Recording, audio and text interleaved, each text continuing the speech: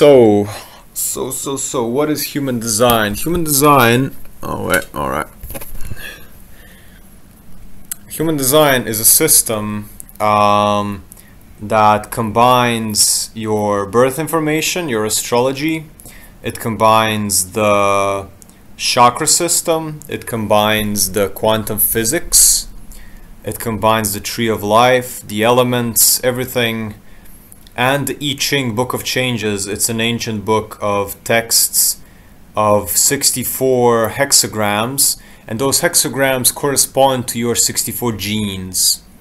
So each person can be one of 4 types. So the classification in human design is like every single human has a separate class, in the sense of, you know, like in a beehive you have the mother queen bee, and then you have the worker bees, and then you have the fertilizer bees, the impregnators, and then you have the, I don't know, the builders, I guess.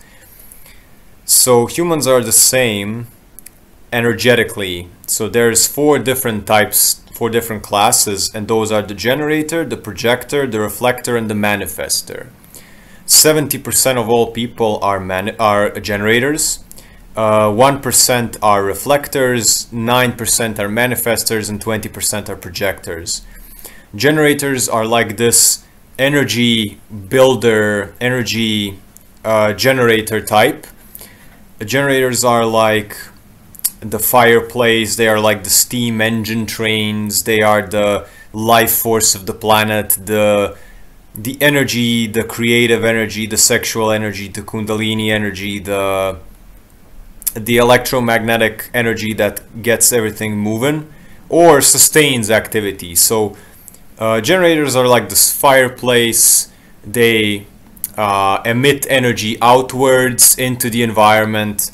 They influence the group with their energy. They share their energy with everyone else. They're meant to be in groups. They operate best in groups, and they operate off of strategy called wait to respond. And that means that generators get involved into activity that's best for them if they wait for their body's response. And how does this response look like? It looks like a spontaneous movement of the body, or it looks like a sound, like a gut sound from the depths of your sexual center. And that's when a generator knows that it's a big yes to say to that decision. Next we have, let's say, manifestors. Rick is a manifestor. So manifestors are 9%.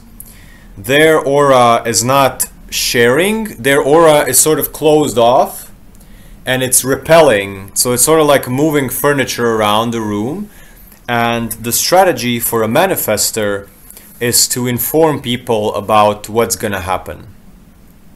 So imagine a manifestor like a construction company or a moving company that comes to your doorstep and just opens the door to your apartment and comes in and starts moving things around. And if the manifestor doesn't inform and say, hey, I'm the mover, I came here to do stuff, the person that's sitting inside the apartment is gonna flip out. They're gonna be in shock. They're gonna be like, what the hell is this now? So manifestor strategy is just to inform, hey, I'm this and this, I came here to do this, this and this, or whatever is happening. Just inform. Manifestors are energy beings that have intense throat energy and intense manifestation energy. So they have energy to make things happen, to have impact on the world, to initiate people into new ways of being. And because the aura is so moving things around, that's why they just need to tell what's gonna happen. They just need to tell what's gonna happen. If they tell what's gonna happen, then the people around them don't get startled, they don't get the feeling of somebody's controlling them. So most important for a manifester is to inform. Your aura can be very like pushing people left and right. You can be very closed off. It's almost like your energy is trying to protect this intense manifestation, this throat that you have. Then we come to the projectors. The projectors are the 20%. Projectors are guides. I'm a projector. Projectors are best one-on-one, where the other person wants the guidance of a projector. So a projector has to wait for an invitation. They have to wait until the other person is ready for them. They wanna be able to hear the other person speak, in a sense that you are willing to hear me speak right now. If a projector speaks when the other person doesn't want to hear them, they're gonna feel bitter, they're gonna feel resentful, they're gonna feel like they have all their energy depleted, like they're not invited, like nobody cares what they have to say. But if they feel invited, they will feel like they get all this energy from the other person. So a projector, when they speak, first what needs to happen is a harmony. A projector needs to harmonize with the person that they're guiding. And if the person that they're guiding cannot harmonize with them, then it's going to be like an energetic block. So think of a person giving out advice to somebody that's not ready. It's going to be a huge divide between the two people, between the person giving out the advice and the person that maybe doesn't even want the advice or is not ready to receive it. So the projector is a very yin type being, very waiting, very not go and get things done, but more like take care of yourself, take care of the things that you love to do in life, take care of your health, take care of your maybe one system that you want to master as a projector. So I'm mastering, let's say, holistic healing. So that's a lot of systems, but it's basically like how to bring a human to its fullest potential through herbalism, through human design, through movement, through every single modality that comes into question. So while I wait for my invitation from, let's say, one of you wants to book a session. So all links to social media and sessions can be found through my Instagram, through my website, through Insight Timer bio. While I wait for my invitation, I spend all my time sharpening my sword. I spend my time studying human design. I spend my time perfecting my movement, keeping myself healthy. And when the invitation comes, I have this big tool belt so I can guide one of you guys. I can say, okay, Rick, or I can say Jacqueline, or I can say anyone from the session that wants a one-on-one projector guidance. I have what it takes. I have all the knowledge, I have the patience, I have the time, I have everything needed. And it's a very different type existence. Let's say generator has all this energy. Generators have abundant energy, like to go all day. They are the 70% of people on earth. For them, like this 9-to-5 thing, if they are doing something that's resonating with them, is ideal. Generators just need to focus on things that make them satisfied. So not frustrated, like not do a job that keeps you stuck in the same old thing and you don't have any satisfaction. So the generator and projector are the diametric opposites. So the generator can sustain long periods of activity, and it's healthy for a generator to do so, to expend all this energy that you are born with.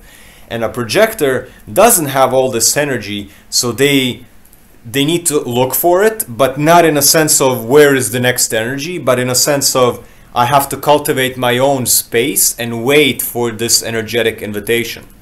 So projectors are here to guide the generators. Projectors are here to guide a generator and say, you are using too much life force in this area, you need to use more in this area, you're too frustrated here, you're too blocked here. So generators are the energy beings, the great life force of the human species, and the projectors are sort of like just the observers that give guidance when something's wrong, when something's stuck, when the life force is not flowing. So sort of like the shamans, the sages, the wise people, the orchestrators, the planners, overseers. So not here to do a lot, not here to do much, but just to see. So why are projectors seers? Because the aura is very different. The generator aura shares energy outward because they have it. They have their sacral sexual center that emits energy into the outside world, whereas projectors don't have, most of the time, don't have a source of consistent energy. But the aura of a projector is not sending things outward, it's focusing, it's lasering on one person at a time and scanning the entire aura of the other person, like seeing things, seeing the elephant in the room, seeing the blockages in the body, seeing where a life force is stuck, seeing where a person maybe is holding trauma, or where they have misidentified with some energy that's outside of them. Then we come to the reflector, which is the rarest type, and the reflector is sort of like a mirror. The reflector is the most receptive of all the types, and they are here to be gauges or thermometers of the species. You can, let's say, you can dip up a reflector inside a group of, let's say, 5 people, and within a certain time, if a 6th or 7th person came in the group, they just need to look at who the reflector is, and they will get a rough estimate of what it is to be like inside this group, because the reflector is going to be the average, the common denominator of all the people in the group. Because reflectors, okay, I'm gonna come, so these are the basic types. So the generator, the manifestor, the reflector, and the projector. And some of those, so the generator and the manifestor are called energy beings, and projector and reflector are called non-energy beings, meaning do they have the ability to impact the world on their own, or share energy, or sustain long periods of activity, or do they need outside input first for major things? So projectors and reflectors for big things in life are mostly like support classes. They are here to support others either in groups or one-on-one. So reflectors are like gauges or thermometers for the group, and projectors are one-on-one guides. So the major differences are, if you look at your chart at mybodygraph.com, the free human design chart website, you can just pull up your chart, go up to the taskbar and look up free chart option. You don't have to make an account or anything. And when you pull up the option free chart, you will see some centers of the 9 centers. It's like 9 chakras, but it's more complicated.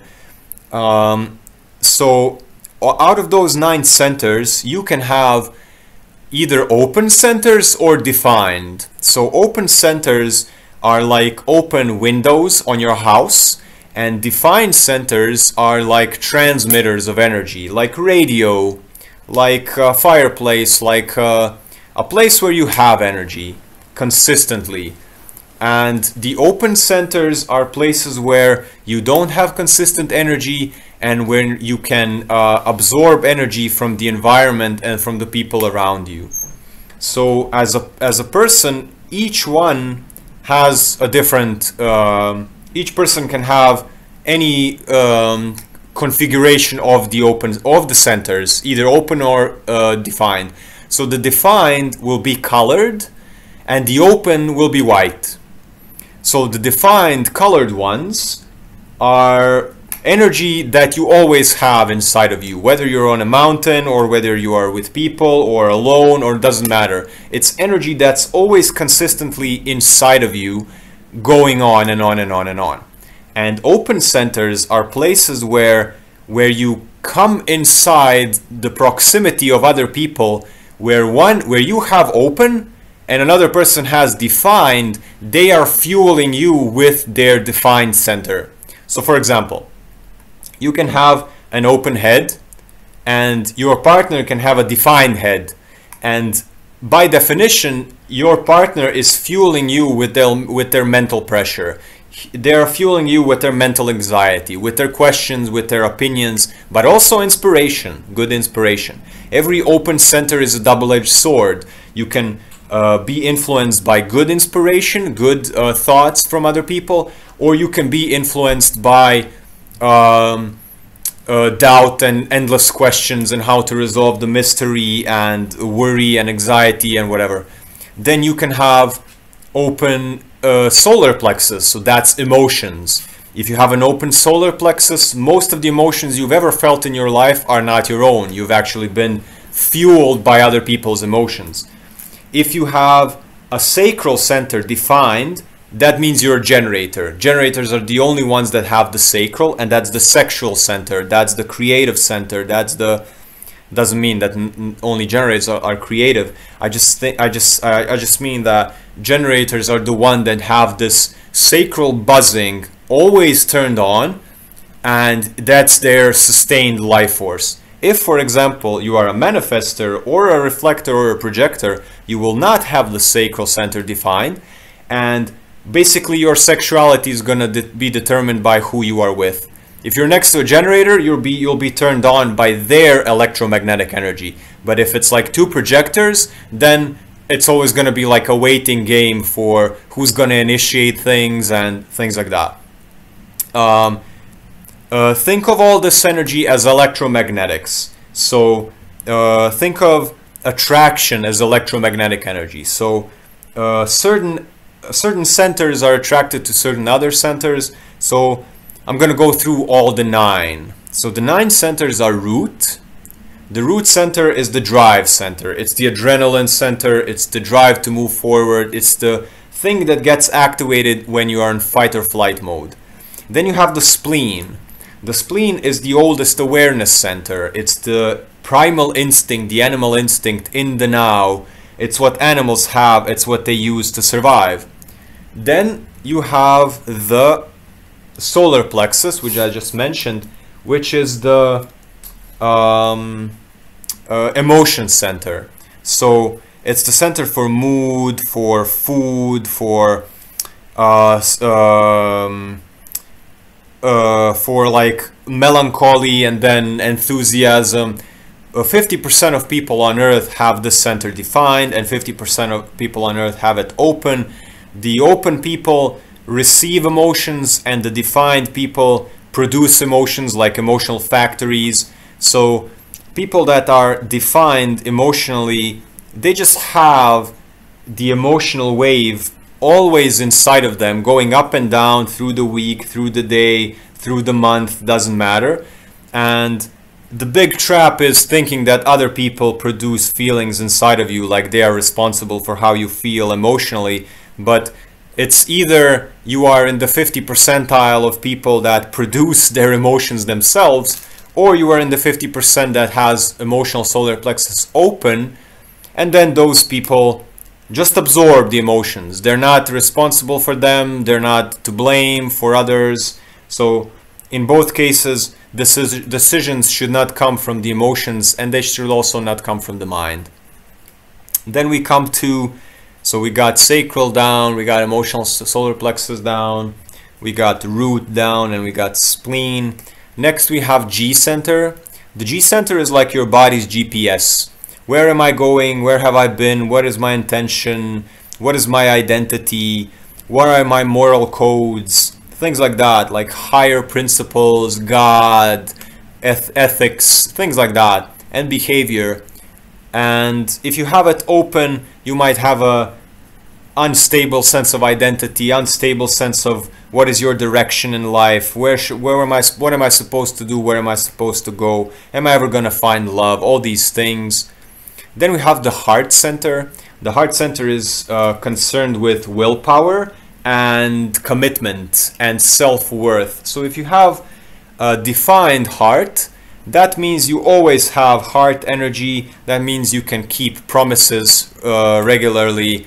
You can commit to things and keep to them. But if you have an open heart, you can maybe struggle with keeping promises, with keeping commitments, with making promises just for the sake of I'm gonna say yes to this because I need to prove that I am able to say yes. I need to prove that I am this trustworthy person that always follows their word.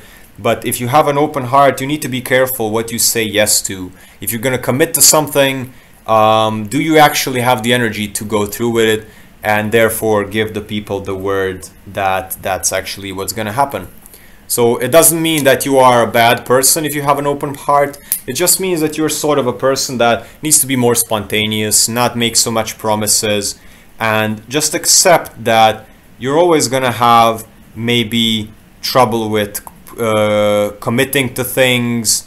And if you commit to things, it has to be something that's really, really resonating with you, and that you're actually gonna do it, that you actually know that for sure you're gonna do it. If you have an open heart, it can be a trap of making decisions from proving yourself. So trying to prove something, whatever it is, from childhood, from trauma, from whatever. Like, I need to do this in order to prove that I am trustworthy, that I'm a good provider, that I am strong, that I'm flexible, that I am a good person, whatever it is.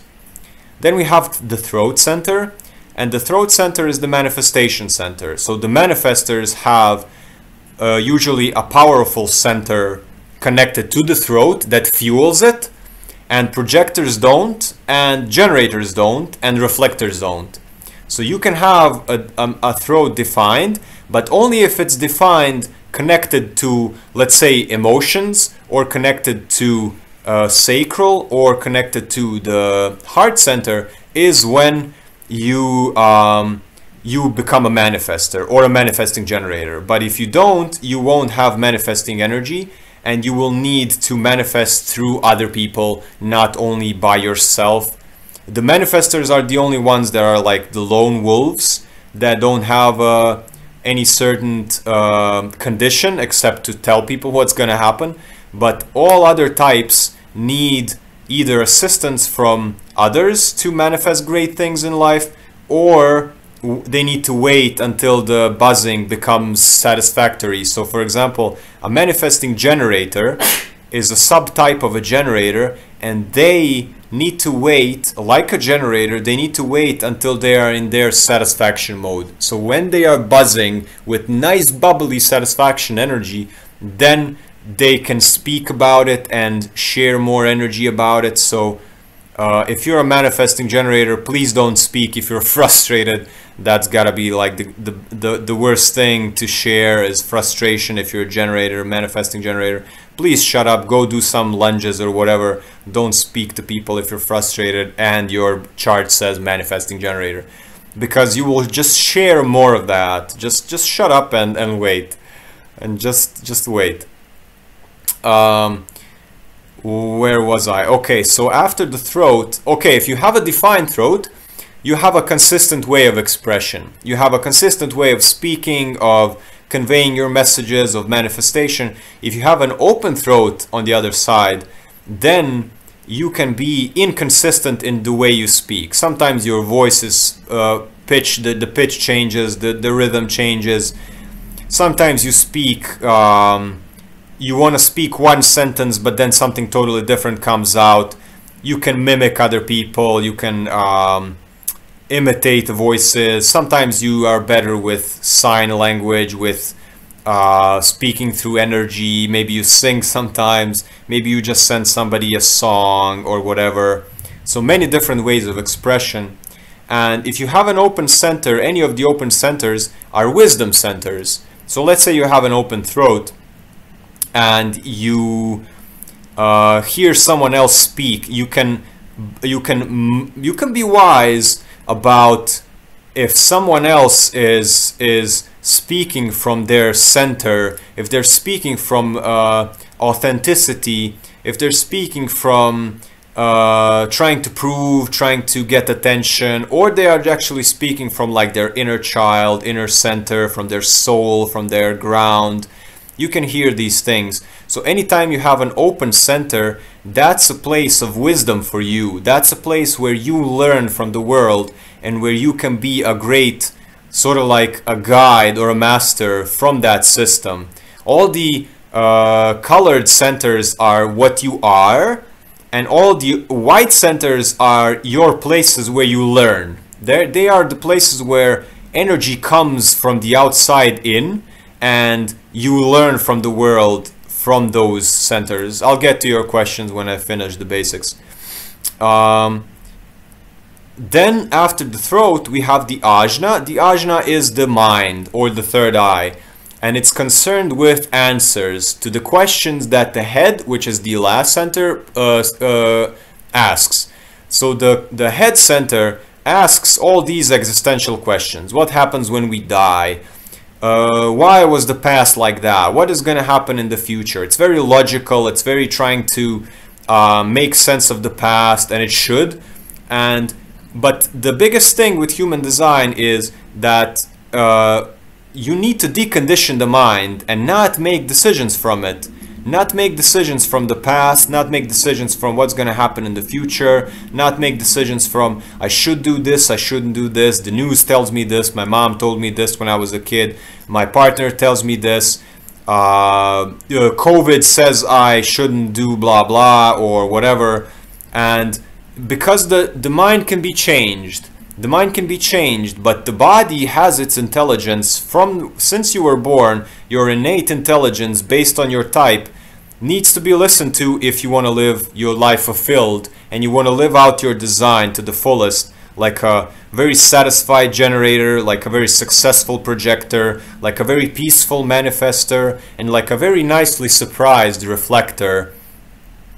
Otherwise you become a bitter projector, resentful projector, you become a very angry manifester, you become a very frustrated generator, and then your life just becomes the book you've been trying to read and learn from. It just becomes your entire life. So on the notes of the head, the head center is the pressure center. It's the pressure to think. If you have a defined head, you will have almost always certain thoughts about either the past or the future, or trying to translate existence. Always, what does this mean? What does that mean? What's going to happen next? Why did that? What happened? What does this mean? And you just need to treat it as background noise and get into the body as much as you can, because your mind is not here for you. Your mind is here for other people, and that's what's called an outer authority. So if you have any definition in the head, it's here to record memories, it's here to tell nice stories, it's here to make novels, it's here to make content, to give advice to other people when you're invited. But when you're not invited, it's sort of like background noise. You need to disidentify from it, not think that you are the mind and that you need to listen to it every single day. So meditation, breath work, daily practices to get you outside of your head and into your body. And then when you're invited to speak, then you can share your insights about the thing that the other person needs. If you have a lot of mental pressure, you need to dump it, either by writing or speaking about it or speaking out loud. So if you have an open head and open ajna, you can be very wise about having multiple different opinions, not having one set in stone opinion about a certain topic. You can play the best devil's advocate in the world. You can see things from multiple perspectives, not attached to any single one. But then again, like I said, every single center is a double-edged sword. So because you can see things from many different angles, it can be sometimes hard for you to make up your mind. It can be sometimes you can appear flimsy to people, like, do you even have a mental standpoint? Are you even certain about anything? And you can just say, nah, I'm not certain about anything, man. I have a spleen and I live 1 hour in the future, and that's it. And that's it. What tomorrow? Who the fuck knows what tomorrow is gonna happen? So that's like the I'm splenic, so all my awareness is around me, and that's it. Like an hour from now, who knows what the fuck is gonna happen? So so that's my knowledge of time, just this moment. And perhaps I'm gonna have like some a salad after this live ends, and then maybe I'm gonna watch some anime. But other than that, like tomorrow, who knows? Who knows? So those are the centers. Those are the main basics. Let me know if you're intrigued. Let me know if you want to know about something in particular. But those are the basic things. The basic things are 4 types.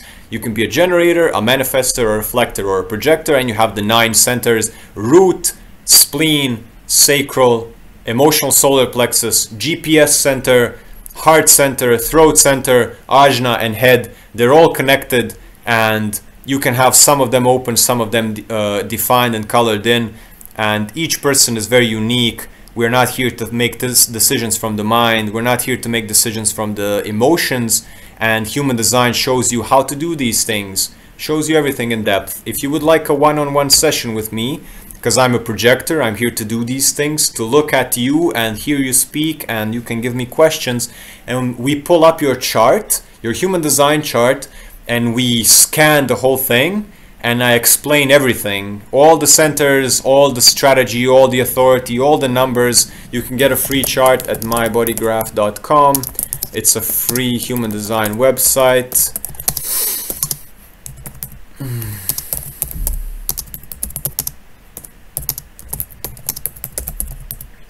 So I have been pretending to be a generator for the last 37 minutes with my pace of speaking. So I'm just gonna shut up now for a while and just read some questions. Feel free to ask anything. If you want to book a session, follow me on Instagram, follow me on Insight Timer, follow me on, check out my website, icreatelines.com. If you want to book a one-on-one session, I can guide you, I can listen to you.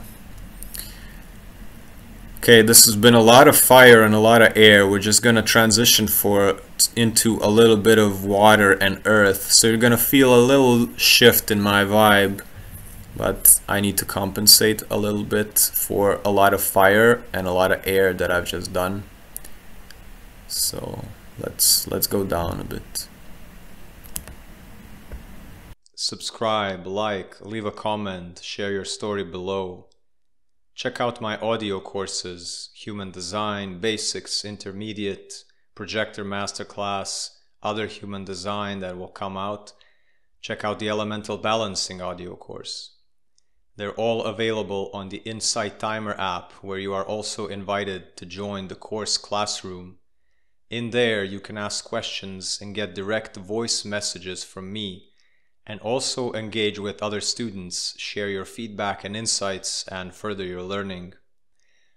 For one-on-one human design coaching and psychotherapy, send an inquiry through the website.